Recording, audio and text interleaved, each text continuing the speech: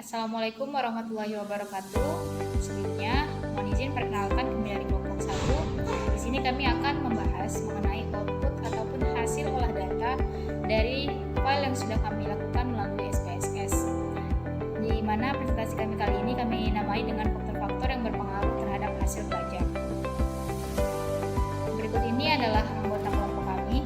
Yang pertama ada saya sendiri, Fazra Aini, dan teman-teman saya ada Ririn Prayunita Sari, Jonathan Sony, Afika Mailani, dan Octavia Wulandari. Nah, sebelum itu kita masuk dulu ke dalam konsep dasar analisis regresi berganda, di mana analisis regresi berganda bertujuan untuk mengetahui ada atau tidaknya pengaruh dua atau lebih variabel bebas yang biasa kita sebut X terhadap variabel terikat atau Y. Nah, kemudian kita juga bisa menggunakan dua uji. Yang pertama ada uji F. Uji F bertujuan untuk mengetahui ada atau tidaknya pengaruh simultan atau secara bersama-sama yang diberikan variabel bebas atau X terhadap variabel terikat atau Y. Kemudian uji T bertujuan untuk mengetahui ada atau tidaknya pengaruh parsial atau secara sendiri-sendiri yang diberikan variabel bebas atau X terhadap variabel terikat atau Y. Kemudian koefisien determinasi juga berfungsi untuk mengetahui beberapa persen pengaruh yang diberikan variabel X secara simultan atau secara bersama-sama terhadap variabel Y. Nah, berikut ini adalah data kami yang kami dapatkan di kelompok 1, di mana jumlah data atau sampel yang kami peroleh ini sebanyak 30, dengan variabel Y atau variabel terikatnya kami namakan sebagai hasil belajar, kemudian variabel X1 atau variabel bebasnya motivasi, variabel X2 itu sikap, dan variabel X3-nya itu adalah minat. Selanjutnya hasil olah data atau output sebagai berikut. Gambar di samping menunjukkan hasil dari rata-rata standar deviasi dan jumlah data atau sampel dari masing-masing variabel. Nah, selanjutnya kita akan masuk pada tabel korelasi atau correlation. Nah, sebelumnya korelasi sendiri adalah hubungan antara variabel yang saling berkaitan atau bisa disebut dengan keeratan antara variabel. Nah, berikut merupakan korelasi dari hasil olah data yang sudah kami lakukan, di mana ada 3 variabel independen yaitu motivasi, sikap, dan juga minat. Sedangkan untuk variabel dependennya yaitu hasil belajar. Pertama, kita akan bahas mengenai nilai dari person correlation untuk motivasi. Berdasarkan pada tabel di atas bisa kita lihat bahwa nilai dari person correlation untuk motivasi sebesar 0,607 atau kita ubah menjadi persen yaitu sebesar 60,7%. Kemudian nilai tersebut kita kurangi dengan 100, sehingga 100 dikurangi 60,7% hasilnya sebesar 39,3%.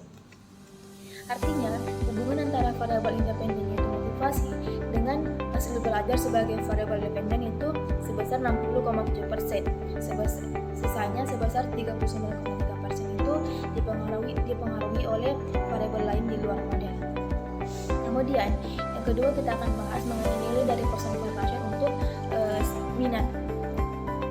Berdasarkan pada tabel di samping, nilai dari person correlation untuk minat sebesar 0,628 atau 62,8%. Nilai tersebut kita kurangi 100, sehingga 100 dikurangi 62,8% hasilnya sebesar 37,5%. Artinya hubungan antara variabel independen yaitu minat dengan hasil belajar sebagai variabel dependen yaitu sebesar 62,8%. Kemudian untuk sisanya sebesar 37,2% itu dipengaruhi oleh variabel lain atau di luar model. Kemudian yang ketiga, nilai dari person correlation untuk sikap yaitu sebesar 0,744 atau 74,4%. Artinya hubungan antara variabel independen yaitu sikap dengan hasil belajar sebagai variabel independen sebesar 74,4%. Sisanya sebesar 25,6% itu dipengaruhi oleh variabel lain di luar model. Sehingga nilai dari signifikansi yaitu 1 dikurang Tailwitt untuk motivasi, sikap, dan minat dalam bentuk persen itu sebesar 0,000. Sehingga untuk minat dengan tingkat signifikansi 5% atau 0,05. Jadi data tersebut signifikan dikarenakan nilainya 0,000 di bawah 0,05. Oke, selanjutnya Selanjutnya, variabel dimasukkan atau dihapus. Hasil dari gambar di samping memiliki kegunaan untuk menjelaskan variabel yang dimasukkan dan metode yang dipergunakan.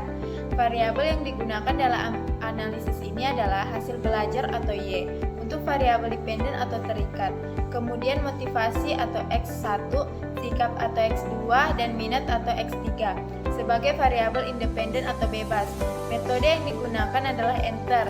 Metode enter merupakan metode yang digunakan untuk membentuk penaksiran dari persamaan regresi. Jadi nanti peneliti yang menentukan sendiri variabel yang akan diambil sesuai dengan hasil signifikansi. Ringkasan model.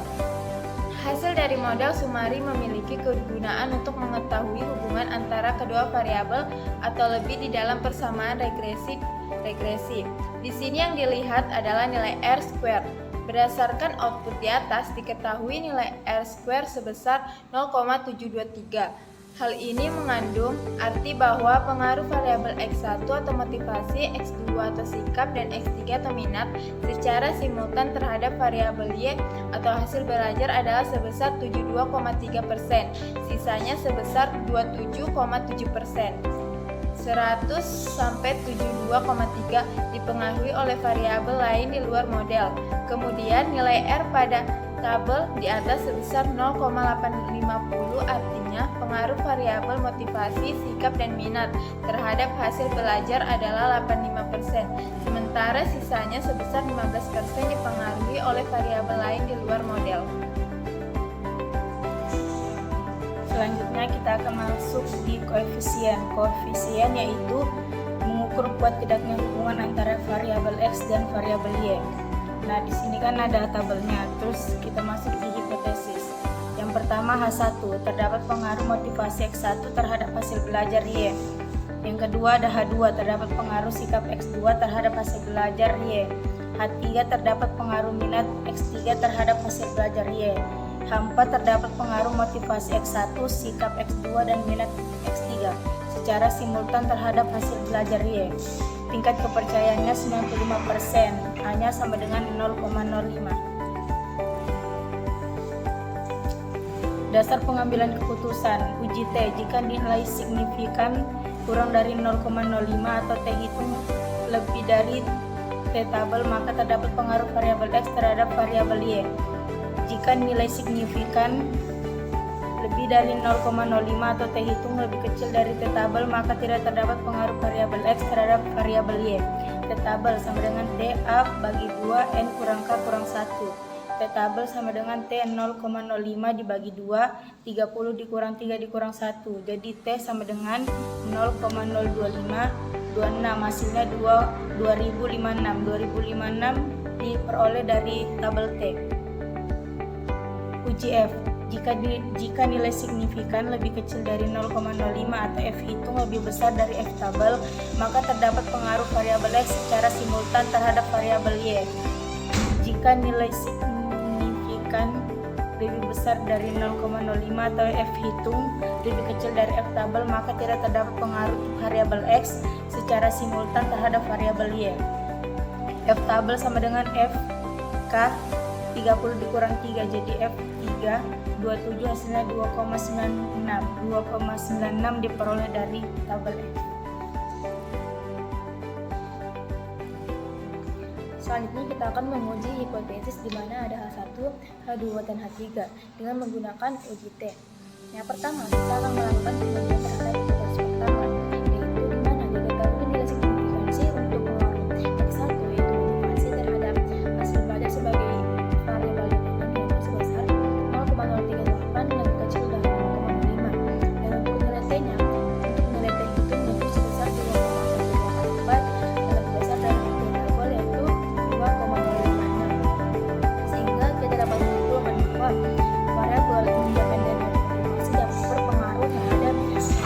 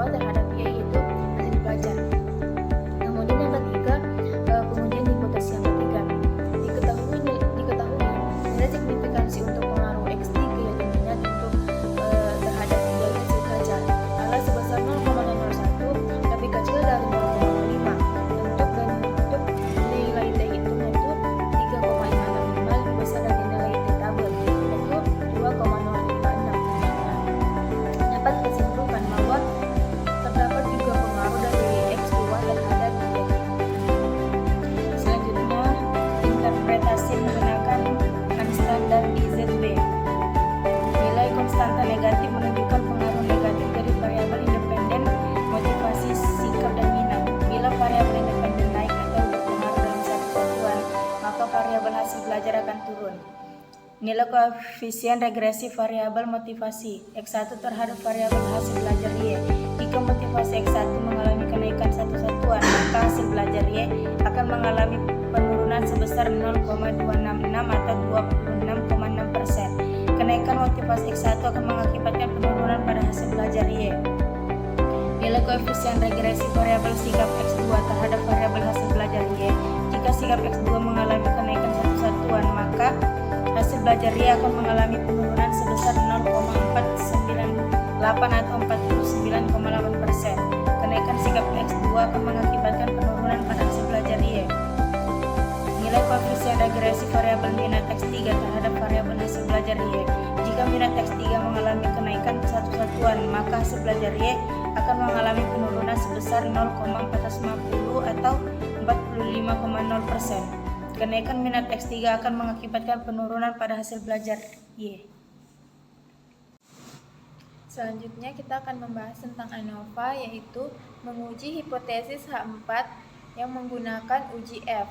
Berdasarkan output di samping, diketahui nilai signifikansi untuk pengaruh X1 atau motivasi, X2 atau sikap, dan X3 atau minat secara simultan terhadap Y atau hasil kerja adalah sebesar 0,00 lebih kecil dari 0,05 dan nilai F hitung 22,572 lebih besar dari F tabel 2,96, sehingga dapat disimpulkan bahwa H4 diterima yang berarti terdapat pengaruh antara X1, X2, dan X3 secara simultan terhadap Y.